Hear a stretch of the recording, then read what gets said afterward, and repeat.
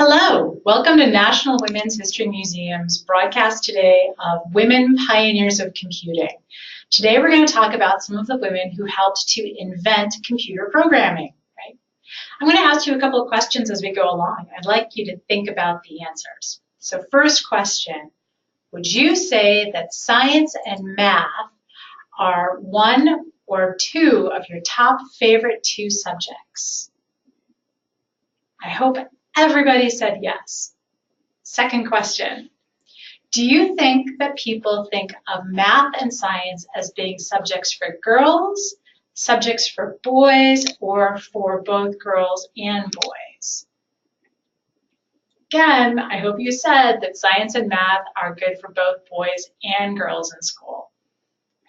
And science and technology are important. In fact, all of the STEM fields are important. Science, technology, engineering, and math are skills that we need in everyday life because we live in a time when new technologies are completely changing the way that we live. And we know that all of society benefits when diverse teams tackle complex technological and scientific problems.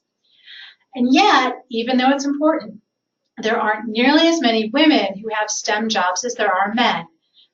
And in part, that's because there are just more men who are majoring in technology and mathematics in college than there are women. So there's more men out there to fill the jobs.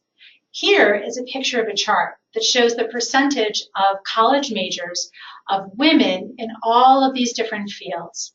If you look down at the bottom, you can see that fewer than 20% of computer science majors are women. And if you look sort of in the midpoint, you'll see that a little over 40% of mathematics majors are women. So we need to have more women who are majoring in these fields in college so they can go into those jobs after college. Now, at the beginning of the 20th century, so before World War II, there was actually a really good number of women who were majoring in math in college, particularly computational mathematics. Because a lot of these women were going to go into jobs as either school teachers or statisticians. Technology as a career field was not something that was terribly open to women, and in part, it's World War II that's going to change this. So the United States enters World War II at the end of 1941, and war is really complicated. It spurs the development of technology that's needed to solve really complex problems. And one of the problems that the Army set about to solve was how to accurately aim and fire guns. So the Army was using, in the Ordinance Division, these very large guns that fire mortars over very long distances, and sometimes they fire them over many miles. And what they needed to figure out was how to aim and fire the guns accurately, because the problem isn't so much where the mortar goes up, it's entirely where the mortar goes down. So let's draw what we're talking about here on the board. Right. This is an XY axis, right? And so the Army, the Ordnance Division, is placing mortars at a location on the battlefield, which I'm going to put at 0, 0 on the axis. And the target for this particular emplacement is this German tank division that's over here, right? The problem is between the mortar emplacement and the German tank division, there's this very charming little French village, right? So the military's problem is in aiming the mortar so that it goes up and hits the tank division rather than at an angle that's going to cause it to come down and hit the French village, right? This is called a parabolic curve, right? Now, you may be, so they're using something called numerical integration to calculate the path of the projectile from the time it leaves the muzzle of the gun until it reaches the ground. Many of you are probably familiar with this, having done something very similar. And if you like playing Angry Birds on your phone, then you know that what you're doing is aiming the bird at a different angle so that when it goes up, it's hitting the target, and it's hitting the target in just the right way so that it completes the mission. So the Ordnance Division of the Army published tables of gun angles for use in the field. And this is an image of a field artillery table. So the Army actually hires hundreds of women, many of them former school teachers, to work as what were called computers. Because then a computer wasn't a thing, it was a job. And their job was to figure out the calculations for these ballistics tables. It was considered a woman's job, kind of like being a clerk, even though these women needed really strong background in advanced mathematics. In order to do all of these calculations, it was really slow work, and a lot of it was done on adding machines. So the Army had the goal of speeding up the calculations, making all of the work go faster so that the war would go faster. And so the Ordnance Division invested in developing a computer machine called ENIAC. And ENIAC stands for Electronic, Numerical, Integrator, and Computer. It was the first electronic, digital, general-purpose computer. And what it is really a series of computing machines that are wired together. Here on your screen, you're going to see a diagram of the ENIAC. It's a number of different components, all of those boxes that are that's the hardware, and then they're physically wired together, and the wires are what is helping do the calculations. So it was women who drafted the construction plans, wired the components, and then assembled the components in a really large room. Right? Most of these women were forgotten. Some of them we're going to talk about today. We have a picture here of the ENIAC actually being wired together. So it's a picture on your screen, and it's the same picture that we see here on the wall. So the picture on your screen is the ENIAC, and there's a similar picture here on the wall. These women are physically putting cabling between these different ports. And it's the cabling that's providing the computer pathways that will help solve the problems, the mathematical problems that the ENIAC is being fed. So the computer programmers were led by a woman by the name of Adele Goldstein.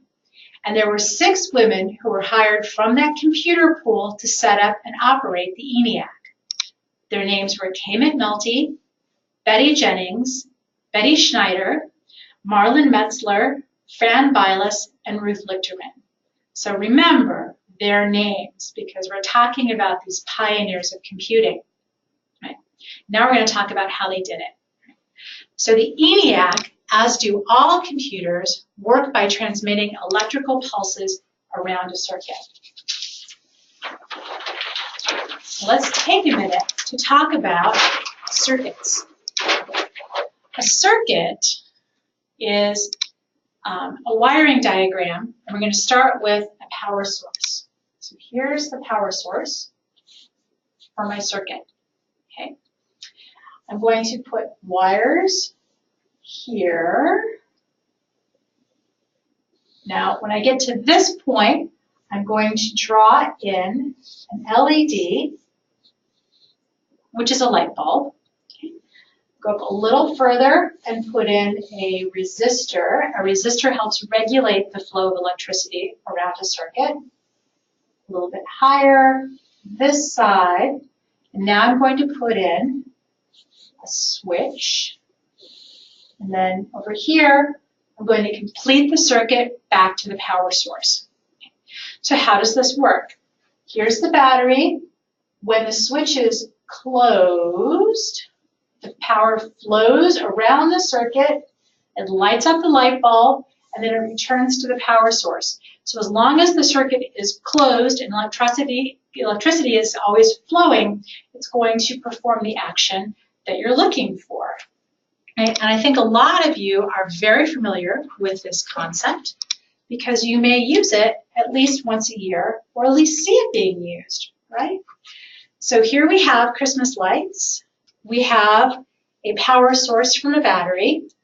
I have switched on the power button so that it's actually closing the circuit. Electricity is flowing down a wire across the lights all the way to the end, and then it's returning back to the power source. So this is the same diagram as the one that you see here.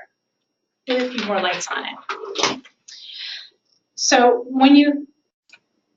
these nested circuits would allow for multiple events to happen on a circuit, and all of them are controlled by switches. So a nested circuit is when you add another segment of power within the circuit and then returning it back. And those are actually controlled by switches. So we have a picture here on your screen of the ENIAC room. And as you'll see, the ENIAC is so large that it takes up the entire room. And then the next image we have are people who are actually working on the ENIAC. So these are programmers who are wiring circuits together to direct power through the hardware. And in the image, you can see the wires. The next picture we have is of a wiring diagram for the ENIAC. If you see those lines at the bottom of the image, those are the wires. So this ENIAC that takes up a room has miles of wiring that's running through all of these different segments of hardware. The connections here are not hardwired between electronic parts. So the wiring is changed as needed as to solve a particular problem. And it took days to rewire all of these circuits in order to solve a specific mathematical problem.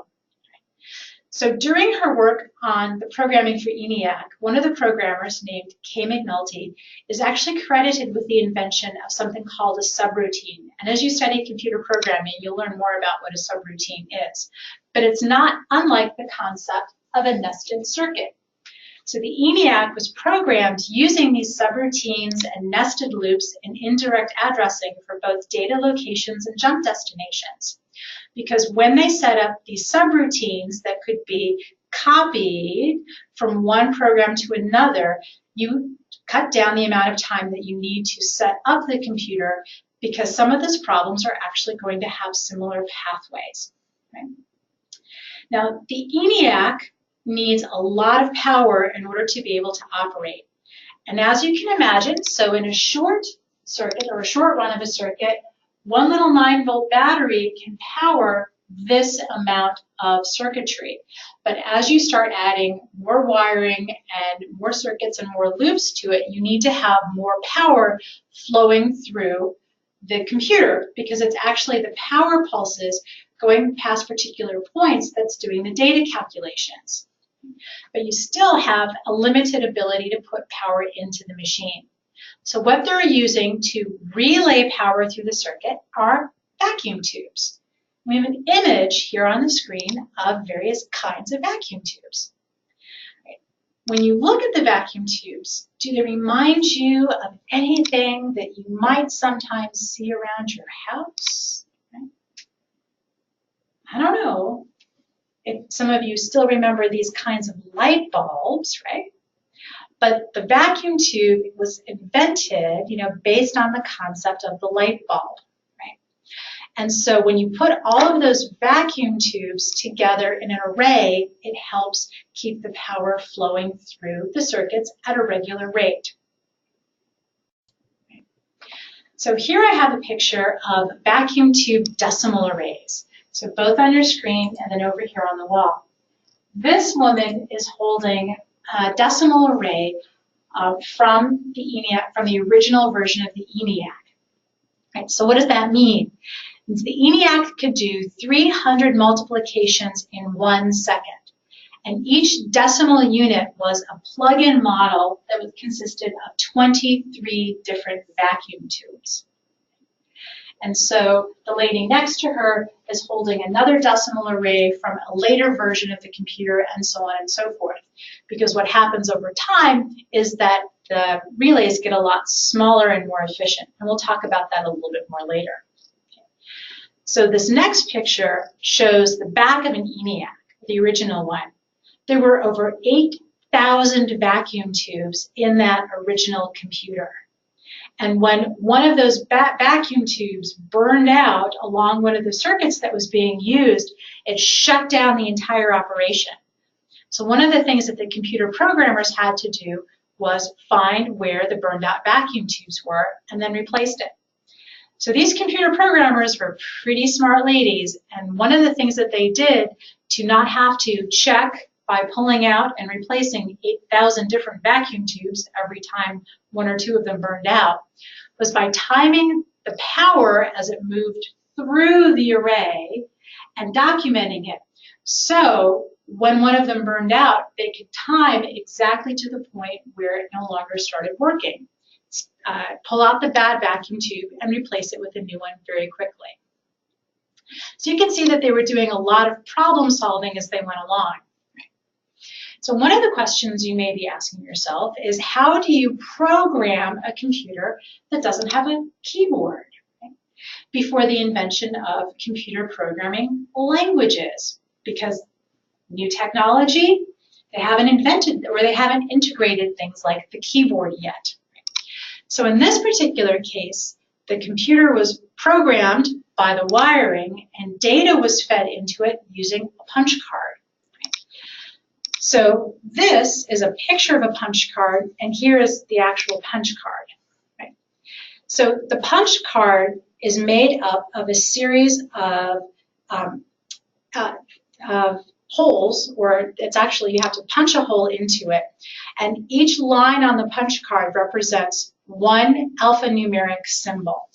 So each alphanumeric symbol, like 1, 2, 3, 4, or A, B, C, or D, has a unique code associated with it, and it's called a binary code, which means that a hole is either punched out, which is on, or it's not punched out, which is off.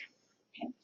So an 8-bit binary code for the number 1 is 0, 0, 1, 1, 0, 0, 0, 1. Okay. So what does that mean on the punch card? That means that if this is a punch card with 8 different slots,